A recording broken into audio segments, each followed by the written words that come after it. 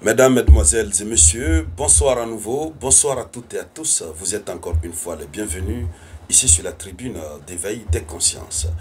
À la une de l'actualité internationale, des révélations choquantes viennent de voir le jour par rapport à ce qui s'est réellement passé avant le conflit des 12 jours et juste quelques heures après le début du conflit des 12 jours.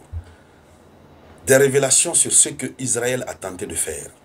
Et des révélations sur même le président iranien, Massoud Pezeshkian.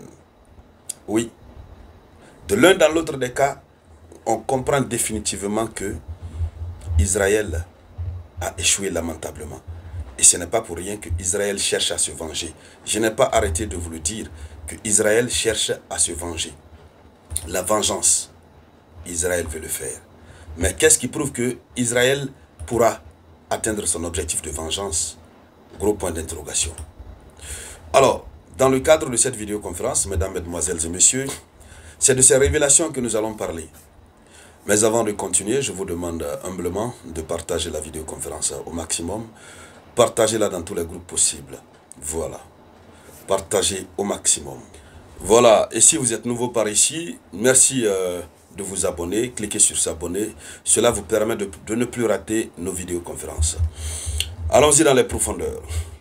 Alors, ce que Israël n'avait pas dit et ce que l'Iran n'avait pas affiché, c'est que le Conseil suprême de sécurité nationale iranien avait été ciblé par une frappe israélienne avec une bombe anti-bunker.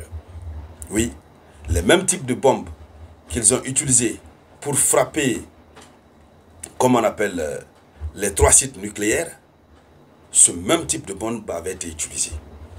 On se demande maintenant, est-ce que l'Amérique avait participé? Oui ou non?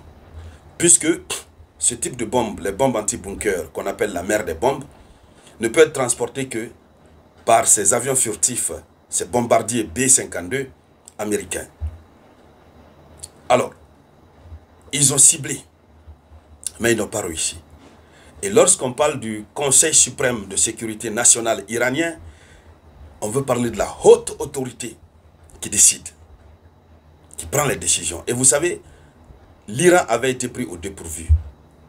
L'Iran avait été pris de court par l'attaque israélienne. C'est-à-dire, les Iraniens ne croyaient pas que ça allait être une attaque systématique, généralisée, qui allait cibler à la fois des installations militaires, des installations civiles, et que ça allait cibler tout le pays. Et ils pensaient que ça allait être juste Téhéran qui allait être visé, les installations, bon pas Téhéran, mais les installations nucléaires. Donc ils étaient tranquilles. Les Iraniens étaient tranquilles. Ils avaient préparé une riposte. En tout cas, ils avaient tout préparé par rapport à des attaques sur leur programme nucléaire. Ils avaient préparé des ripostes, mais ils n'étaient pas préparés par rapport à une guerre d'une telle intensité. Alors, 2 heures avant le début, on va revenir sur l'attaque de leur lieu de réunion, du Conseil suprême de sécurité nationale iranien. Et on va donner les détails. Mais ce qu'il faut dire, il faut préciser que l'Iran n'était pas préparé. Donc 2 heures avant le début du conflit de 12 jours, l'Iran aurait eu connaissance d'une attaque israélienne imminente. Mais Téhéran avait jugé qu'une telle frappe était improbable, que Israël puisse s'attaquer à tout le pays comme ça s'est passé.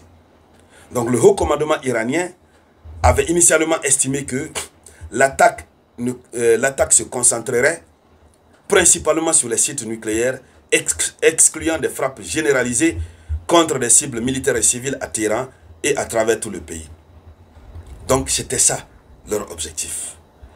Donc cependant, l'ampleur réelle de l'attaque israélienne a sémé la confusion et a provoqué une paralysie au sein de l'armée iranienne, mais qui a réussi rapidement à cause de sa bonne structuration. Ils ont réussi rapidement à se réorganiser et à faire face. Donc regardez déjà la force et la puissance de l'Iran. Une armée qui n'était pas prête à une telle attaque. Donc ça a été une attaque surprise. Ils ont été paralysés. Ils ont été traumatisés. Mais ils ont su se mettre au-dessus. Ils ont rapidement tout organisé, tout. Ils ont activé tous les systèmes à la minute près. Alors, donc, c'est à partir de l'assassinat de certains généraux de brigade que la frappe israélienne a été prise très et extrêmement au sérieux. Donc c'est pourquoi, au troisième jour de la guerre israélo-iranienne, les forces israéliennes ont découvert le lieu de réunion du Conseil suprême de sécurité nationale iranien. Ils ont découvert le lieu de réunion parce que c'est là où ils se retrouvaient pour prendre les décisions. Au troisième jour, il faut dire déjà au troisième jour, l'Iran était au sommet en train de bombarder seulement, bombarder. Mais la décision vient d'en haut. La décision vient des chefs. Donc c'était comme ça. Alors, et quand ils ont découvert, ça c'est selon un rapport de Far News relayé par Middle East Spectator. Donc quand ils ont découvert, ils ont ciblé et puis ils ont envoyé la mer des bombes. Donc le complexe en question est situé en souterrain, sous un immeuble de Téhéran, en souterrain. Alors, cet immeuble a été bombardé avec des bombes anti-bunker visant ses entrées.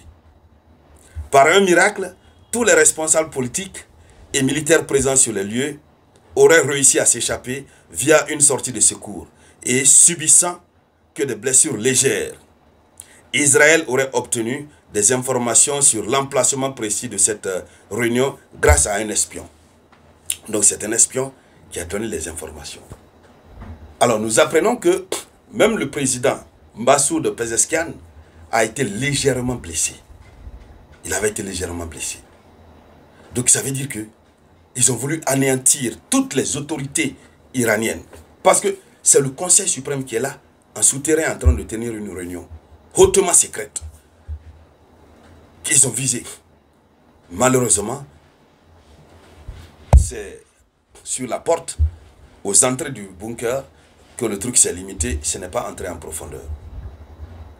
Et cela démontre la puissance de l'Iran. L'Iran n'en a pas communiqué. Ce sont ces derniers temps que les révélations sont en train d'être faites. Et si les gens ont pu comprendre, évidemment c'est parce que les autorités ont pu donner certaines explications. Donc, ils ont échoué. C'est ce qui leur fait en plus très mal. Et c'est pourquoi l'Iran n'est pas prêt du tout à tolérer. L'Iran n'est pas du tout prêt à tolérer. Alors donc, mesdames, mesdemoiselles et messieurs, voici quelques révélations. Je crois que cette guerre-là, on n'a pas fini de voir tous les dessous.